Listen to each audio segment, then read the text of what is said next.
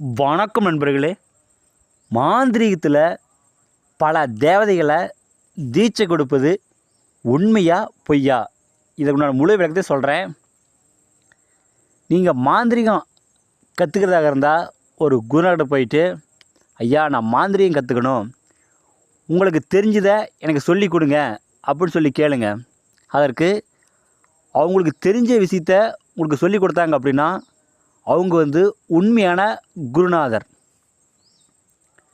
அல்லது அவங்க நீ இந்த தேவதை எடுத்துக்கா, நீ குரலை எடுத்துக்கா, குட்டிச்சாதன் எடுத்துக்கா, காட்டியர் எடுத்துக்கா, மோகினி எடுத்துக்கா, எச்சினி எடுத்துக்கா, இப்படி பல தேவதை எடுத்துக்கா, இப்படி எடுத்துனா காசு பணம் வரும், நிறைய மக்கள் வருவாங்க அப்படின்னு சொன்னாங்கன்னா அவங்க உங்களை ஏமாத்துறவங்கன்னு நினச்சிக்கோங்க. அவங்ககிட்ட நீங்கள் மாந்திரீகம் கற்றுக்காதீங்க. ஏன்னா அவங்க பல ஆசை வார்த்தை கூறி உங்களை ஏமாற்றி பணம் தான் பிடுங்குவாங்களே தவிர அவங்ககிட்ட எந்த ஒரு மாந்திரீக தீட்சை எடுத்தாலும் வெற்றியாகாது, அது பூரா தோல்வியாயிரும். இதெல்லாம் தெரிஞ்சுக்கங்க. ஏன்னா நிறைய பேர் இந்த மாதிரி ஆசை வார்த்தை கூறி ஏமாத்துறாங்க. யாருமே சரி ஒரு ஆள் அத்தனை தேவதையெல்லாம் எடுத்து வச்சுட்டு இருக்க முடியாது.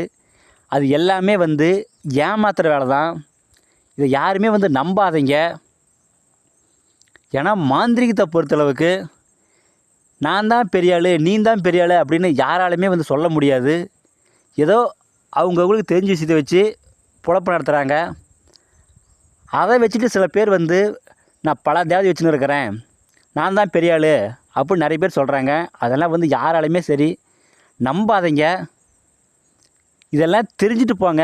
நீங்கள் போய் சிந்திக்கணும், சரிங்களா? நீங்கள் போய் ஒருத்தர் தேடி போகிறீங்க அப்படின்னா அவர் இப்படி சொல்கிறாரே, அது உண்மையா பொய்யா அப்படின்னு நீங்கள் யோசனை பண்ணிவிட்டு நீங்கள் போங்க. ஏன்னா நீங்கள் பழகிற ஆர்வத்தில் போய் அவங்க சொல்லக்கூடிய வார்த்தையை நம்பி நீங்கள் பல பேர் காசு கொடுத்து ஏமாந்துடுறீங்க. இது போல் யாரும் ஏமாறாதீங்க. ஒரு தெளிவான முடிவெடுத்து நீங்கள் போங்க.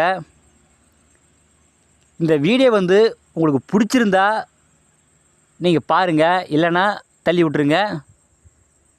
ஏதாச்சும் டவுட்னா எனக்கு ஃபோன் பண்ணி கேளுங்க, கண்டிப்பாக நான் சொல்கிறேன். நன்றிங்க.